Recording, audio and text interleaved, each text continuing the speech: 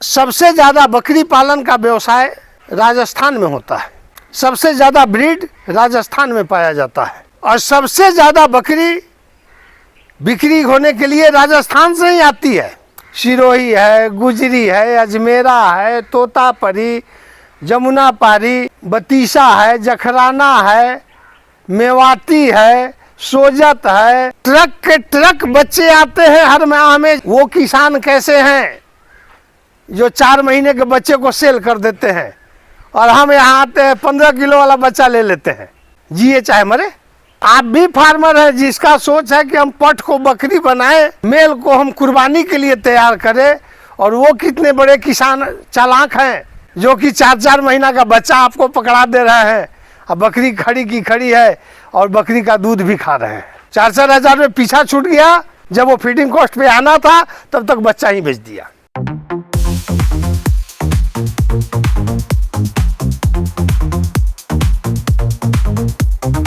दोस्तों नमस्कार, मैं ओंकार तिवारी बाबा गोट फार्म से। नाना प्रकार के वीडियो सफलता के आते हैं, चाहे वो प्रैक्टिकल करके डाला गया हो या लोगों को दिखावा करने के लिए डाला गया हो। बकरी पालन से जुड़ी बातें जो हकीकत में हो रही है, जो कारण हमें दिखाई दे रहा है, लोगों से संपर्क होता है, कॉल आते हैं कि हम किस कारण से विफल हो रहे हैं, तो इन कारणों को मैं आप तक पहुंचाने का प्रयास करता हूं। इसमें अक्सर बकरी फार्म खुलते हैं, क्या होता है, अक्सर बकरी फार्म खड़े होते हैं, लेकिन तारीफ की बात यह है कि इस मौसम में हमारे पास कई बकरी फार्म बंद होने की सूचनाएं आ रही है। आत्मसमर्पण की बात सामने आ रही है कि हमें फार्म बंद करना है। आखिर क्यों? अच्छा खासा फार्म साल, 1.5 साल, 2 साल चलने के बाद फार्म बंद क्यों हो रहा है? जो हमारा मार्केटिंग है वो आप समझ नहीं रहे हैं, आप उसको पकड़ नहीं पा रहे हैं। बकरों का बिक्री करते हैं तो घाटा मुनाफा जो खर्च है वो जोड़ने के बाद घाटा और मुनाफा दोनों बराबर चल रहा है, ना प्रॉफिट ना लॉस। क्या कारण है? आप उस कारण को समझने की कोशिश कीजिए कि क्यों हम विफल हो रहे हैं। बकरी फार्म खड़ा कर देना कोई बड़ी बात नहीं है, मैनेजमेंट कर लेना आदमी का सोच है। जब हम फार्म कर रहे हैं तो मैनेजमेंट भी करना है, वहाँ तक ठीक है। थोड़ा सा ऊंचा या नीचा, अप या डाउन, खान पान में फ़र्क पड़ सकता है, लेकिन असल मुद्दा है मार्केटिंग का। ये जो मार्केटिंग है ना, यहाँ पे आप विफल हो रहे हैं। बकरी पालन में आने के बाद अक्सर लोग 10 या 20 से फार्मिंग शुरू करते हैं। मैं पहले भी कई वीडियो में बताया हूँ, मैं उनकी बात नहीं करता जो पूंजीपति हैं, मैं बात उनकी करता हूँ जो बकरी पालन को एक आय का जरिया समझ करके फार्मिंग करने जा रहे हैं। मैं उनकी बात करता हूँ। गृह उद्योग के रूप में जो बकरी पालन करने जा रहे हैं, मैं उनकी बात करता हूँ। अपने परिवार को एंगेज करने के लिए एक छोटा सा व्यवसाय के रूप में बकरी पालन कर रहे हैं, मैं उनकी बात कर रहा हूँ। जब हम 5, 10, 15 की संख्या से गोट फार्मिंग गृह उद्योग के रूप में एक आर्थिक सहायता के रूप में जब हम इसको खड़ा करते हैं, जब क्रॉस ब्रीड के बच्चे उनके पास आते हैं, 4 महीने के हो जाते हैं, आजू बाजू के लोग, अड़ोस पड़ोस के लोग जब उनको जानते हैं तो वो उनसे इक्का दुक्का बच्चा खरीदने की कोशिश करते हैं, जिसको लोग सेल करना नहीं चाहते हैं। पूरी का पूरी लॉट रख लेते हैं। फीमेल को तो रखना ही रखना है उनके लिए, लेकिन मेल को भी रख लेते हैं कि मैं इनको बड़ा करके कुर्बानी में बेचूंगा। कई लोगों का शौक होता है कम से कम हमारे फार्म पे 150-200 बकरियां होनी चाहिए। लोग देखे तो कहे कि हाँ, कोई बड़ा फार्म है जिसमें 500 बकरी है, कोई बड़ा फार्म है जिसमें 150-200 बकरी है। आप किस उद्देश्य से गोट फार्मिंग शुरू किए हैं? आपका उद्देश्य है आर्थिक तंगी से निकलना। बकरी पालन एक ऐसा एटीएम है, जब चाहो तब भंजा लो, लेकिन जब बकरी पालन शुरू कर देते हैं, साल 1.5 साल बीतता है, तो वो इस फार्मूले को भूल जाते हैं।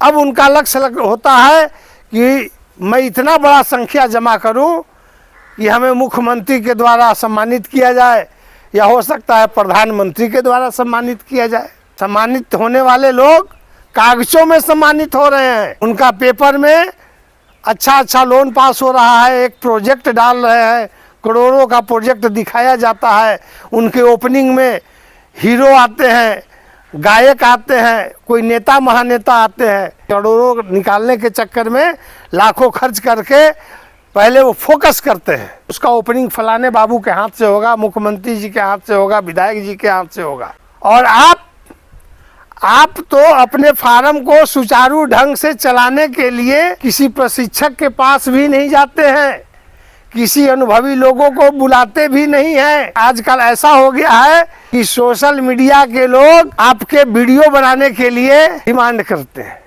तो आपका प्रचार प्रसार नहीं हो पाता है। आप अपने स्तर से देखिए कि मैं किस स्तर का हूँ। हमारा उद्देश्य क्या है बकरी पालन में आने का? हमारा उद्देश्य है जीविकोपार्जन, अच्छा कमाई करे, ना किसी से का लेना ना किसी का देना, अपना चावल अपना चबेना। जो आप गोट फार्मिंग कर रहे हैं, उसमें जब आपके फार्म पे बच्चे आते हैं, अच्छे बच्चे आते हैं, कोई खरीदने आता है, उसको सेल कीजिए। इकट्ठा 10 और 20 बेचने के चक्कर में मत रहिए। 15 बकरा कुर्बानी का तैयार कर रहे हैं और 15 पहले से आपकी मदर गोट है और 15-20 बच्चे हैं, तो 50 की संख्या हो गई। अब 50 को आप मेंटेनेंस कीजिए, सर्दी जुकाम से लेकर के खान पान से लेकर के दस्त और बुखार तक। अगर कुर्बानी का बकरा तैयार किए और किसी 1-2 का पेशाब बंद हो गया खेला, कहानी खत्म, गुड़ का नफा चीटी खाए। तो छोटे फार्मर लोगों के लिए एक चेतावनी है, आपके यहाँ जो ही बच्चे 4-5 महीने के हो जाते हैं और जो भी कस्टमर आता है और ख़रीदना चाहता है, उसको खुशी खुशी बेच दीजिए।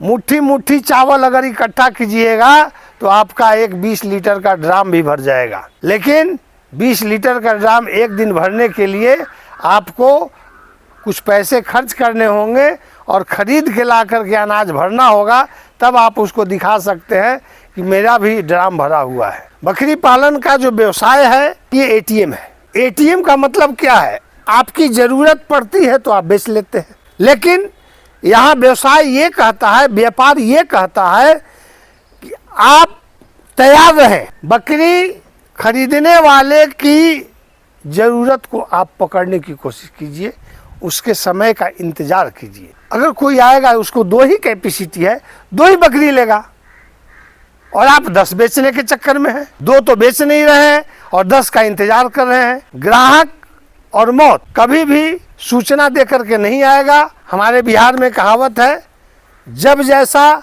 तब तैसा, ना हो तो मर्द कैसा। जैसा ग्राहक आए वैसा आप अपना सामान बेच लीजिए। अगर कोई कस्टमर आता है, कहता है कि हमें यही बकरी चाहिए, ठीक है, आप में क्षमता है, दूसरा तैयार कर लेंगे, लेकिन आप उसका रकम अच्छा लीजिए। व्यापार कर रहे हैं तो ना क्यों करना है? व्यापार में ना नहीं किया जाता है। जो उसमें हमने मेहनत किया है, जो उसमें हमने पूंजी खर्च किया है, जो हमने उसके लिए समय बिताया है, मैं उसका मूल्य लूँगा। ऐसा नहीं कि खरीद बिक्री वाली बकरी के तरह भाव में हम बेच देंगे, ऐसा नहीं होगा।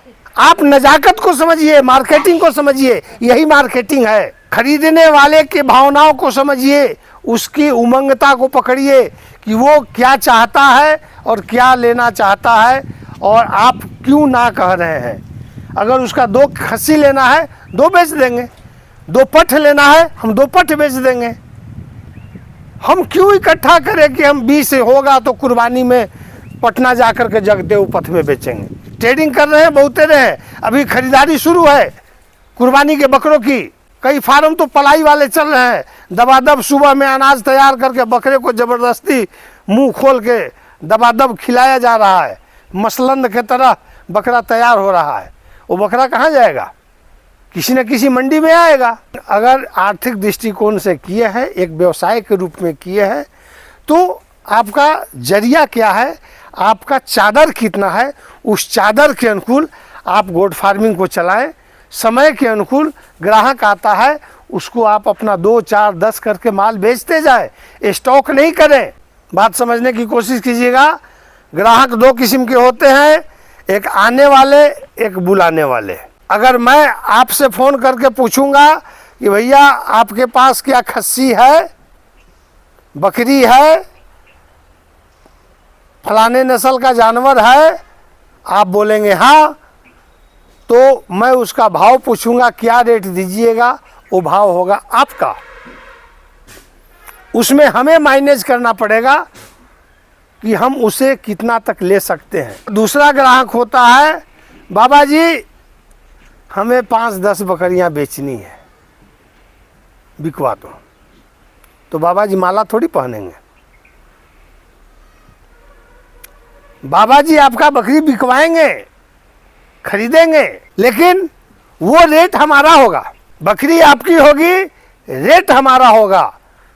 हम जिस भाव में लेना चाहेंगे उस भाव में आपको देना पड़ेगा, क्योंकि आपको बेचना जरूरी है। तो दोस्तों, मुनाफा आने वाले ग्राहक में है या बुलाने वाले ग्राहक में है।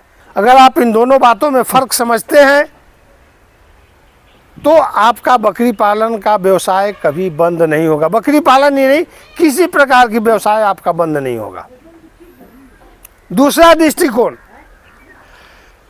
मैं क्रॉस ब्रीड पे इसलिए फोकस मारता हूँ कि भैया महंगाई का युग है। ब्लैक बंगाल भी दाना उतना ही खाएगी, मेहनत उतना ही लेगी, देख रेख उतना ही लेगी, समय उतना ही लेगी, लेकिन 1 साल के बाद 18-20 किलो का तैयार होगा।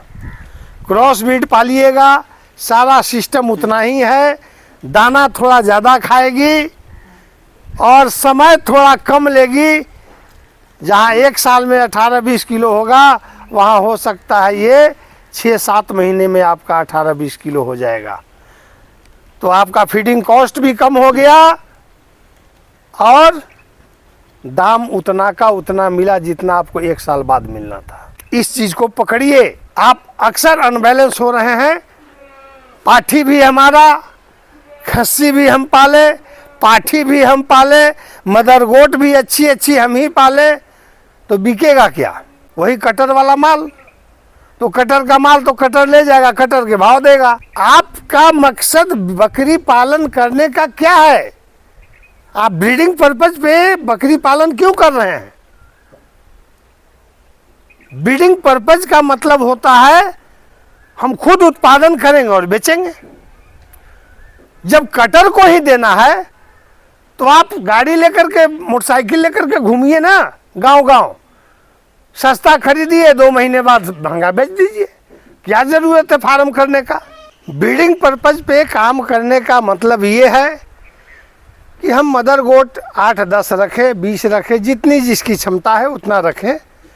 किड्स आते हैं, किड्स को 3-4 महीने के बाद फोर सेल करें, ताकि आप पे लोड भी कम पड़ेगा और खरीद बिक्री का रोटेशन भी जारी होता रहेगा। मान लीजिए बड़ा नस्ल की बकरी एक बच्चा भी देती है, तो 8 बच्चा एक किसान बेचता है, 8 बच्चा भी बिक गया, 5-5 हज़ार में ही बिका, 4-4 हज़ार में ही बिका। सेवा भाव करने का टेंशन, फीडिंग कॉस्ट, जब वो फीडिंग कॉस्ट पे आना था तब तक बच्चा ही बेच दिया। 8 बकरियों का 8 किलो दूध भी प्रॉफिट में आ रहा है। जिस बकरी का बच्चा बिक जाता है वो बकरी स्ट्रेस में आती है और 1-2 महीना में वो फिर पुनः हिट में आकर के मीटिंग भी कर लेती है और कंसीव भी कर लेती है। 1 पंथ 2 काज नहीं, 1 पंथ 3 काज। इस नुस्खे को पकड़िए। खास करके हमारे जैसे छोटे फार्मर जो तैयार हो रहे हैं कि बच्चा भी हम ही तैयार करें, पठिया भी हम ही रखें और कुर्बानी का भी सेल हम ही करें, बाकी दुनिया में कोई करने वाला है ही नहीं। सारा मुनाफा हमको हो जाए, सबको स्टॉक करके रखे हैं, लेकिन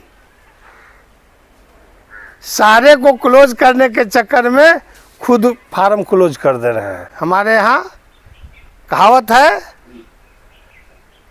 सब कोई तो अपना ही है तो कसम किसका खाएंगे। आज की ये जानकारी कोई खास तो नहीं थी, लेकिन फिर भी मुझे ऐसा लगा इसके कारण से लोग काफ़ी परेशान हैं स्टॉक करने के चक्कर में। दिखाने के चक्कर में लोग डूब रहे हैं, इससे बचिए। अगर ये वीडियो आपको अच्छी लगे, आपके काम के लायक हो, तो ज़रूर कमेंट करेंगे और वीडियो को शेयर ज़रूर करें, ताकि जो फार्मर भाई, जो गोट फार्मर भाई इस कसमकस में पड़े हैं, कहीं वो इस चीज़ को समझ जाएं और उनका कल्याण हो जाए। कहते हैं कर भला तो हो भला। फिर मिलते हैं दोस्त किसी नई जानकारी के साथ। जय हिंद, जय भारत।